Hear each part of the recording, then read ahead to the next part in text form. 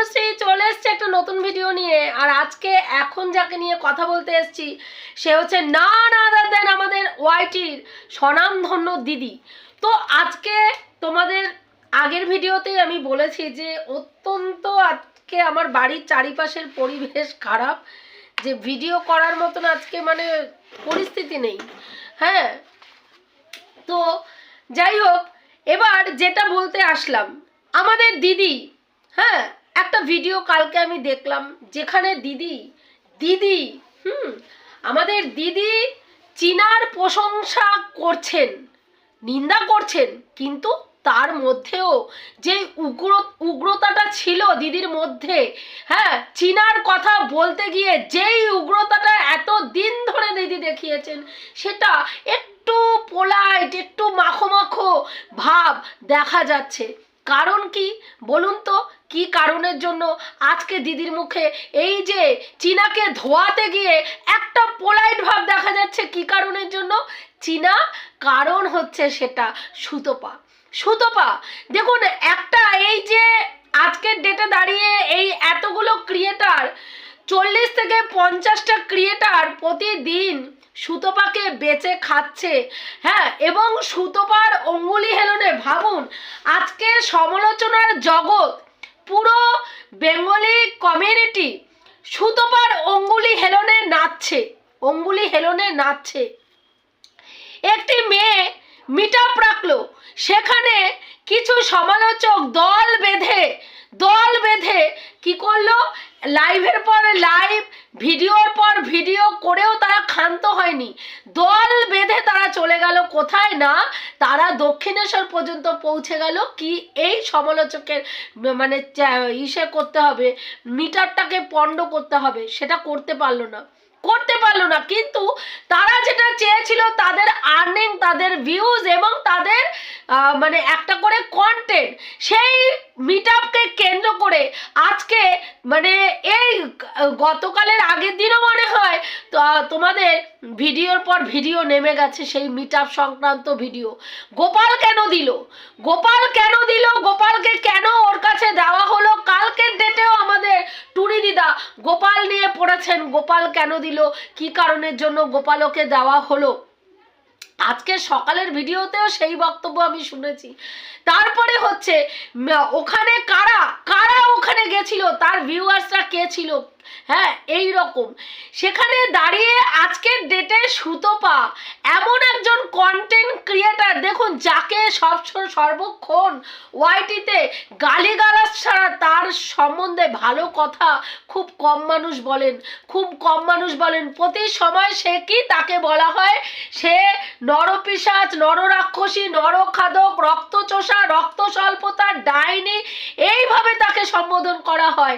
সেখানে দাঁড়িয়ে কাল এর মধ্যে সুতপা বলেছে এই যে চীনা এবং টন্ডিপের মধ্যে যেই ব্যাপারটা, এটা মনে হচ্ছে গটআপ সেট আপ, এবং এটা একটা সম্পূর্ণ পরিমাণের নাটক, ভিউজ আর্নিং করার জন্য এবং তার সঙ্গে তিনটি চ্যানেলকে একসাথে গ্রো করার জন্য একটা নাটক চলছে, এটা সুতপা বলেছে।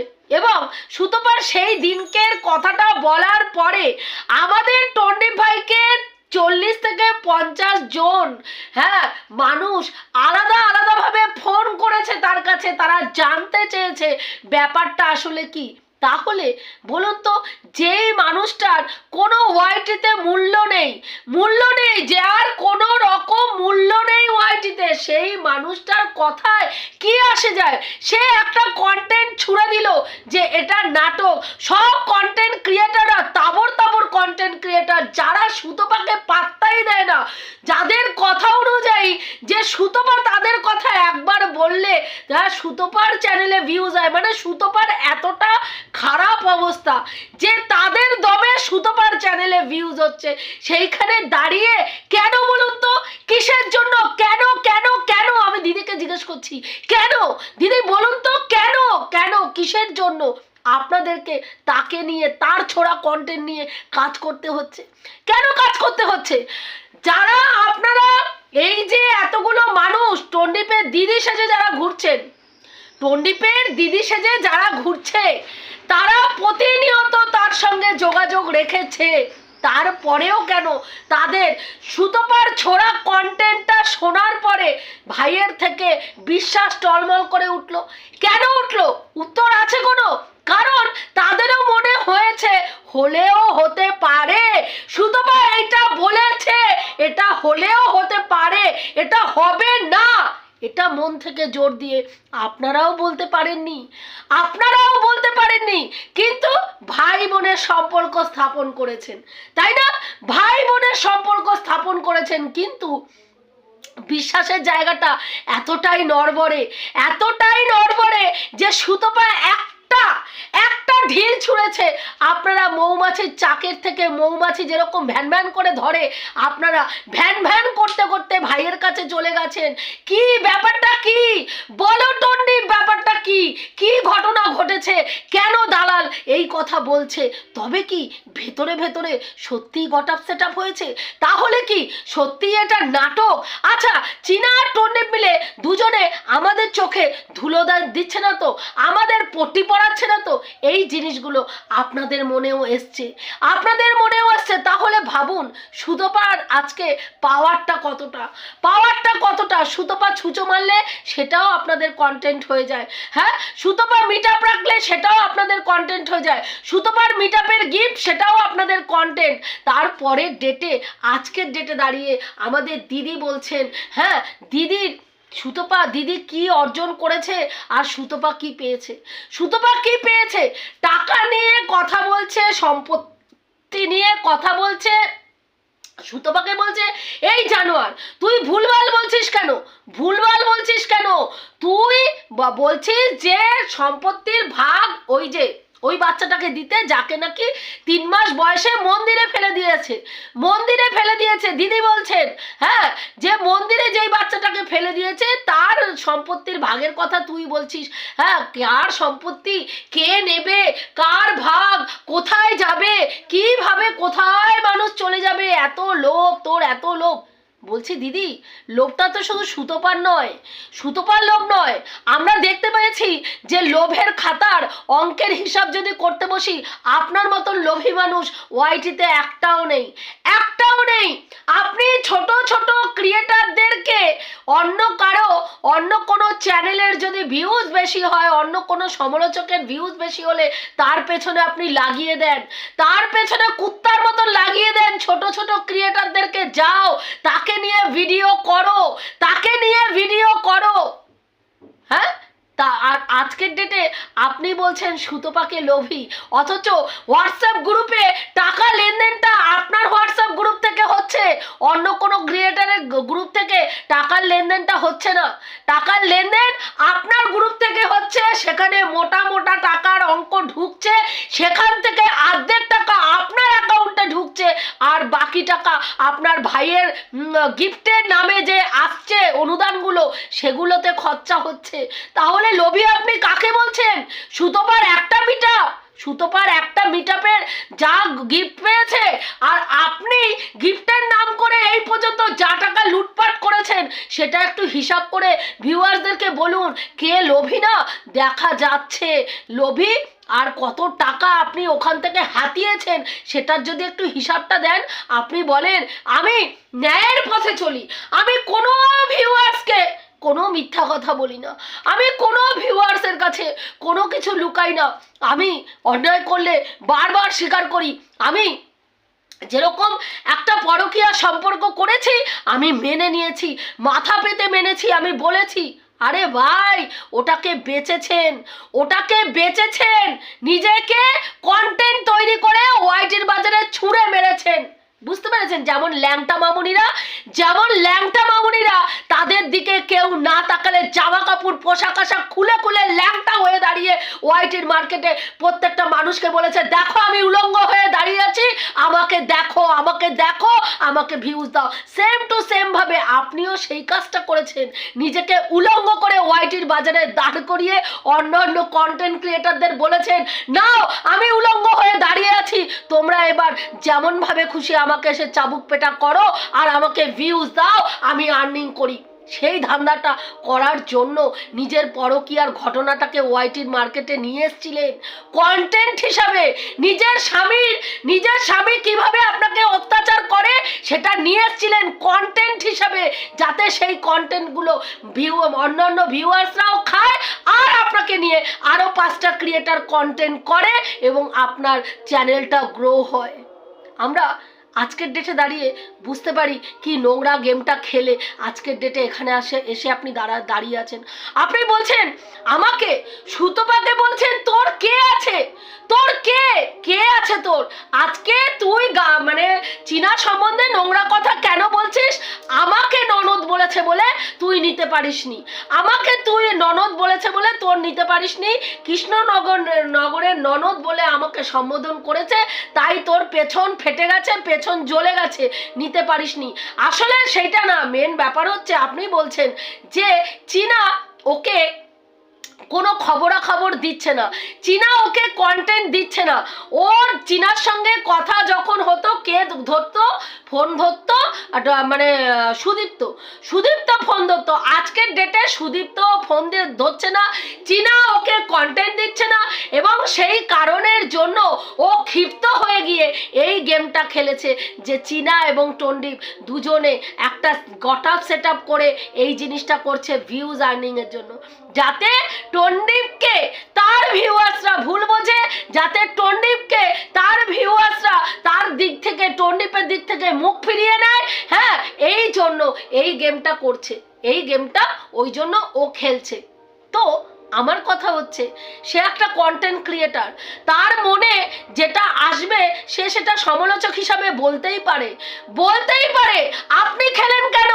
আপনার সহ ক্রিয়েটাররা যারা টন্ডিপকে ভাই ডেকে হেদিয়ে মরছে তারা সেই টোপটা গিলল কেন বা খেলো কেন? তাহলে বলুন যে এখানে সুতপার দমটা আছে না নেই? একজন কন্টেন্ট ক্রিয়েটারের চিন্তা ভাবনার ওপরে যদি প্রত্যেকটা লোককে নাচতে হয়, এর থেকে লজ্জার তো কিছু হয় না। হ্যাঁ, দেখুন আজকের ডেটে একটা কন্টেন্ট সুতপা ছুঁড়ে মেরেছে, আপনারা প্রত্যেকটা ক্রিয়েটার বসে পড়েছেন সেটা নিয়ে। এবার এটা নিয়ে মোটামুটি বেশ কিছুদিন চালিয়ে যাবেন। দেখুন কিভাবে সমালোচনার জগৎ, থিতিয়ে পড়া সমালোচনার জগৎটাকে সুতপা কন্টেন্ট দিয়ে বাঁচিয়ে রেখেছে। আপনি বলছেন আপনার ভাই টন্ডিপ, আজকে টন্ডিপের জন্য প্রত্যেকটা ক্রিয়েটার আর্নিং করছে, তাদের মানে অ্যাকাউন্টে টাকা ঢুকছে, প্রত্যেকটা মানুষের অ্যাকাউন্টে, কন্টেন্ট ক্রিয়েটারদের অ্যাকাউন্টে টাকা ঢুকছে। আমি বলবো সেই কথাটা আপনি টন্ডিপের জায়গায় সুতপার নামটা বসান, কারণ সুতপা না থাকলে আজকে ওয়াইটির যা পরিস্থিতি, সমালোচনার জগৎ স্তব্ধ হয়ে যাবে। কেন বলুন তো? আজকে দেখুন আপনারা 30 থেকে 40টা চ্যানেল যারা মানে টন্ডিপের হয়ে ভিডিও করছেন, প্রত্যেকে একই রকম কথা বলেন, একই রকম কথা। যে কোনো আলোচনায় পক্ষ এবং বিপক্ষ দুই পক্ষকেই থাকতে হয়, শুধু পক্ষ দিয়ে আলোচনা সভা চলে না, শুধু পক্ষ দিয়ে সমালোচনা চলে না। কিন্তু আপনারা পক্ষে কথা বলে সমালোচনা চালিয়ে যেতে চেয়েছেন, এটা হয় না। সেখানে একটা কন্টেন্ট ক্রিয়েটার যে বিপক্ষে কথা বলছে, তার বিপক্ষে বলা কথাকে 40-50টা চ্যানেল পার ডে 3টে থেকে 4টে করে ভিডিও করে হ্যাঁ তাদের গ্রাসাচ্ছাদন করছে। বলুন এরপরে বলুন যে সুতপা কি দিয়েছে, সুতপা কি পেয়েছে, আর সুতপার দৌলতে আপনারা কি দিয়ে নিয়েছেন, আর আপনারা কি গ্রহণ করেছেন, আর কোথায় টাকা ইনকাম করেছেন সুতপাকে ভাঙিয়ে। সেটা স্বীকার করুন। আপনি বলছেন দেখ ঈশ্বর তোকে টন্ডিপকে কি সম্মান করতে শিখিয়েছে, ঈশ্বর তোকে টন্ডিপকে সম্মান করা শেখাচ্ছে। প্রথমে ফোনদীপ থেকে টন্ডিপ থেকে চুল্লুকর থেকে আজকের ডেটে সে হচ্ছে জাম্বুতে পরিণত হয়েছে। দেখ কিভাবে ভগবান তোকে ওকে সম্মান করতে বাধ্য করছে, কি করে বাধ্য করছে। আর চীনাকে আপনি শেখাচ্ছেন, দেখ চীনা, পায়ের জুতোকে পায়ে রাখতে হয়,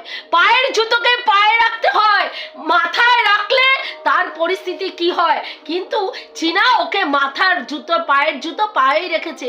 শুনুন, সমালোচনার জগতে মানে আমাদের সুতপাকে পায়ের জুতো করে রাখাটা একটু চাপের আছে, একটু চাপের আছে।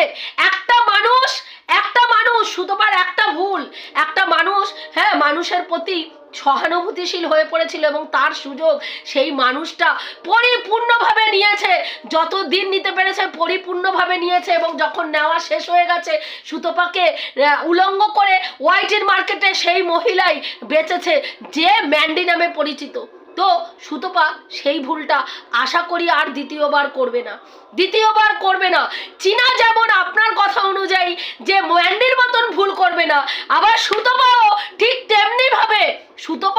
তেমনি ভাবে হ্যাঁ যেই ভুলটা ম্যান্ডির ক্ষেত্রে করেছে সেই ভুলটা দ্বিতীয়বার করবে না, সেই ভুলটা দ্বিতীয়বার করবে না। সেই ভুলটা থেকে যেই শিক্ষাটাকে নিয়েছে সেই শিক্ষাটাকে অ্যাপ্লাই করে সামনের দিকে এগিয়ে যাবে সামনের দিকে এগিয়ে।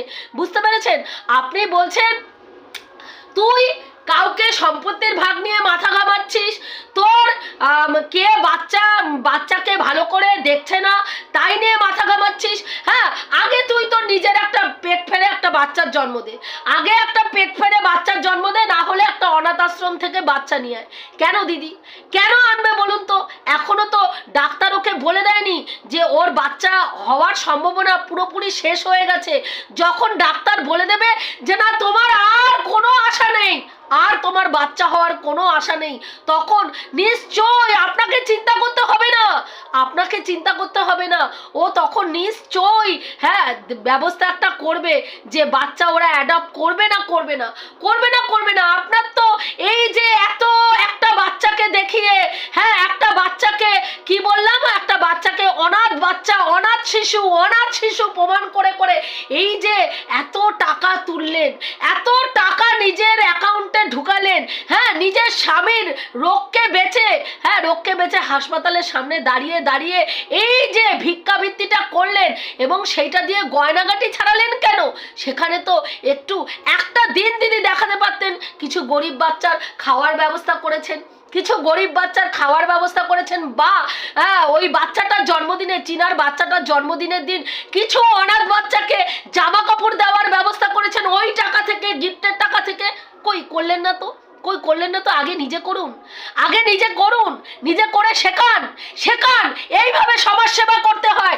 যেমন ভাবে শিখিয়েছেন পরের বাচ্চাকে নিয়ে কিভাবে উচ্ছৃঙ্খলতার পরিণত করতে হয়, পরের বাচ্চাকে আরো ধ্বংসের পথে কিভাবে ঠেলে দিতে হয়, আপনি যেমন ভাবে দেখাচ্ছেন শেখাচ্ছেন ঠিক সেমনি ভাবে আবার শেখান যে পরের টাকায় ফুটানি মেরে কি করে নারায়ণ সেবা করতে হয়, কি করে অন্য বাচ্চার সেবা শুশ্রূষা করতে হয়, অনাথ বাচ্চাদের দেখভাল করতে হয়। করুন না দিদি, আরো বেশি করে টাকা আপনাকে লোকে দেবে লোকে টাকা। সুতপাকে অনাথ আশ্রম থেকে বাচ্চা নিয়ে আসার জ্ঞান আপনাকে দিতে হবে না। যদি ডাক্তার বলে সেই রকম জায়গা কোনোদিনও তৈরি হয়, নিশ্চয়ই তারা চিন্তা ভাবনা করবে। আপনার জ্ঞান মারানোর দরকার নেই। আপনি বলছেন যে তোর কে আছে দেখ, আজকের ডেটে দাঁড়িয়ে আমার মানে স্বামীর হয়ে আমার স্বামী তার মায়ের কাজ করতে পারেনি। কেন? তিনি অসুস্থ। সেই কারণের জন্য আমার মানে শাশুড়ির অনুষ্ঠান কে করলো? আমার সন্তান, আমার রক্তের সন্তান, আমার হাজবেন্ডের ঔরসজাত সন্তান সেই শ্রাদ্ধের কাজ করেছে। আমার স্বামীর হয়ে তারা শ্রাদ্ধের কাজ করেছে। এই পেট থেকে জন্ম দিয়েছি, এটা এমন কিছু গর্ভের কাজ করেননি। পেট থেকে দুটো বাচ্চা জন্ম দিয়েছেন। রাস্তায় ফুটপাতে রেল লাইনের ধারে যেই সব মেয়ে ছেলেরা শুয়ে থাকে, রাতের পর রাত বিনা প্রোটেকশনে শুয়ে থাকে, তাদেরও এসে রাস্তার উচ্চলতি মানুষরা যখন ধর্ষণ করে দিয়ে যায়, সেখান থেকেও বাচ্চার জন্ম হয়। আর সেই বাচ্চারা অনাথ শিশুর মতন মানুষ হতে হতে একদিন সমাজে প্রতিষ্ঠিত মানুষও হয়ে যায়। এটাতে কোনো গর্বের বিষয় নয়। বুঝতে পেরেছেন? কোনো গর্বের বিষয় নয়। দুটো বাচ্চা জন্ম দিয়েছেন, আপনার শারীরিক ক্ষমতা ঠিকঠাক ছিল তাই দুটো বাচ্চার জন্ম দিয়েছেন। কিন্তু প্রশ্ন হচ্ছে সেইখানে সেই বাচ্চা দুটোকে সমাজে কতটুকু মানুষের মতন মানুষ হিসাবে প্রতিষ্ঠা করেছেন, কতটা সমাজের উন্নতিতে তারা কাজে লেগেছে সেটা দেখার বিষয়। লেগেছে কি দিদি একটু বলুন তো, একটু চিন্তা ভাবনা করে বলুন। আপনার দুটো সন্তান, একটি সন্তান মাত্র 14 বছর বয়সে বিয়ে করেছে আপনার ছেলে নেশা ভাঙে ডুবে গেছিল, তাকে ফুটোর নেশা এমন ভাবে থাকে, যাতে তার মাতলামি, তার গাঁজা এবং ড্রাগ অ্যাডিক্টেড হয়ে গেছিল আপনার ছেলে। হ্যাঁ, শুনেছি সেখান থেকে সেই সব নেশা ভাঙ এবং চুরি চামারিতে পর্যন্ত তার ওই নেশা করার জন্য সে চুরি চামারিতে পর্যন্ত লিপ্ত হয়ে গেছিল। বাড়ির থেকে সোনার আংটি নিয়ে সে বিক্রি করে দিয়েছে, সেইটা নিয়ে কেস কামারিও হয়েছে, আপনার মুখেই শোনা। তাহলে বলুন যে সেই ক্ষেত্রে আপনি তো কতটা ব্যর্থ মা। কিসের এত অহংকার করেন? গর্ভ থেকে দুটো বাচ্চার জন্ম দিয়েছেন, অহংকার করেন। হ্যাঁ, যেই ছেলেকে পড়াশোনা শেখাতে পারলেন না, আন্ডার এজ মাত্র 14 বছর বয়সে ছেলে নেশা ভাঙে ডুবে গেছিল, সেই নেশা ভাঙ থেকে বার করার জন্য তাকে ফুটোর নেশা ধরাতে হয় এবং ফুটোর নেশা ধরানোর জন্য আরও একটি বাচ্চা মেয়েকে এনে বাড়িতে শেল্টার দিতে হয় এবং সেইখানে ছেলেকে বিয়ে করে তারপরে সংসার ধর্ম মানে তাকে করতে দেওয়া হয় যে নে ভাই, তোর ফুটোর নেশার জন্য পার্মানেন্ট একজনকে এনে দিলাম, আর তুই নেশা ভাঙ করিস না, তুই এবার ফুটোর নেশা কর। হ্যাঁ, ফুটোর নেশা কর। তারপরে এসে আপনি এখানে জ্ঞানের বাণী আওড়ান। কিসের দৌলতে? আপনাকে গিয়ে বড় বড় ব্লগারদের তলা চেটে সাবস্ক্রাইবার গেইন করেছেন, আর সেই সব বড় বড় ব্লগারদের হ্যাঁ ভিউয়ার্সরা, অন্ধ ভিউয়ার্সরা এসে আপনার ওখানে হাততালি দিয়ে যায়। তারা চোখে দেখতে পায় না যে আন্ডার এজে আপনার ছেলে বিয়ে করেছে, আর আপনার ছেলে কে এমন নয় যে কোনো লয়ার বানিয়েছেন, কোনো ব্যারিস্টার বানিয়েছেন, কোনো ডক্টর বানিয়েছেন, কোনো উকিল বানিয়েছেন, কোনো হায়ার এডুকেটেড পার্সন বানিয়েছেন। নয়, সে কি করে? বাবার ব্যবসা দেখে, বাবার তৈরি করা ব্যবসার দেখভাল করে। তারপরে এসে আপনি এখানে মারাতে বসেন যে দেখ, আমি পেট থেকে পেট ফেরে জন্ম দিয়েছি, আমি মরে গেলে আমার সন্তানরা কি করবে?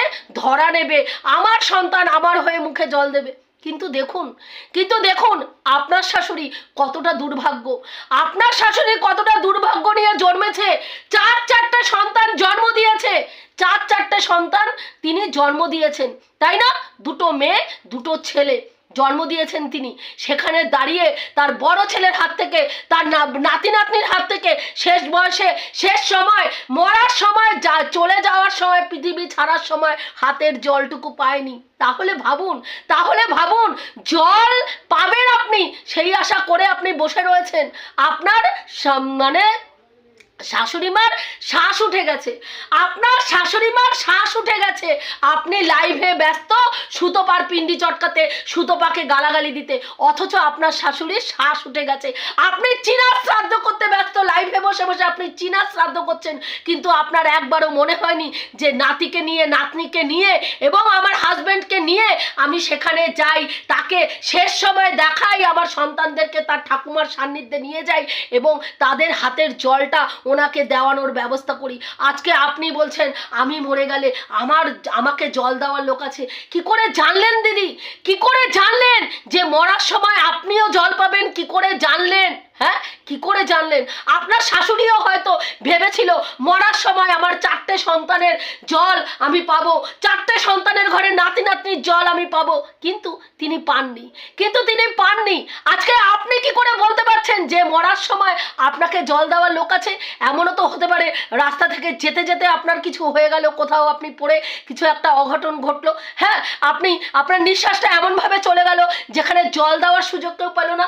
বলতে পারেন আপনি? বলতে পারেন? হ্যাঁ, কাজেই এত অহংকার করবেন না।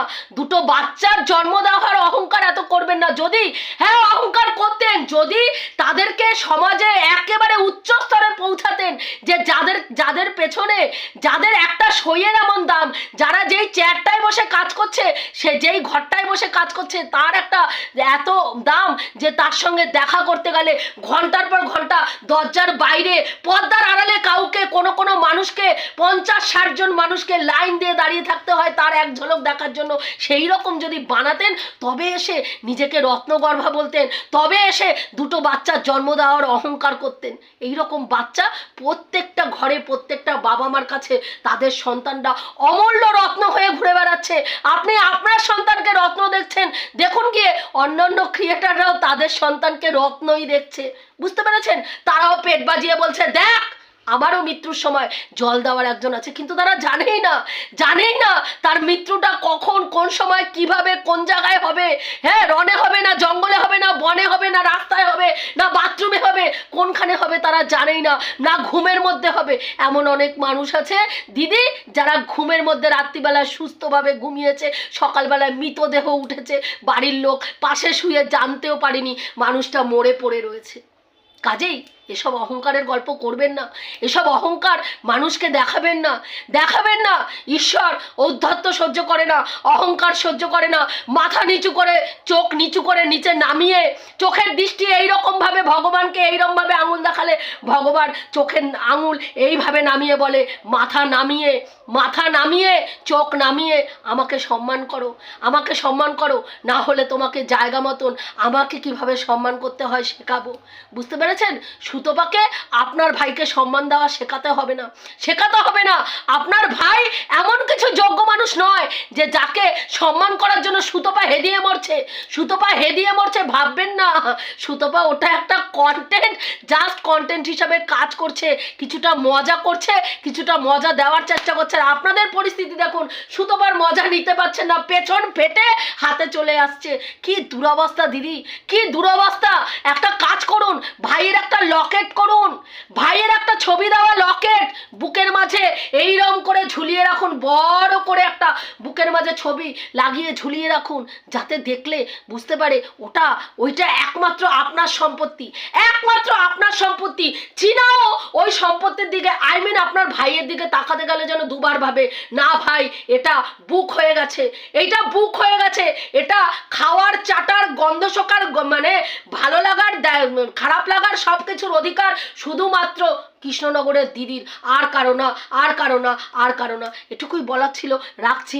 দেখা হবে নেক্সট ভিডিওতে। প্রত্যেকে ভালো থেকো, তনুশ্রীদের পাশে থেকো। এখনো যারা আমার চ্যানেলটা সাবস্ক্রাইব করেনি অবশ্যই করে দিও। সুতপাকে নিয়ে একদম চাপ নেবেন না, নো চাপ, অনলি শুধু ঠাপ আর ঠাপ। ঠিক আছে, টাটা।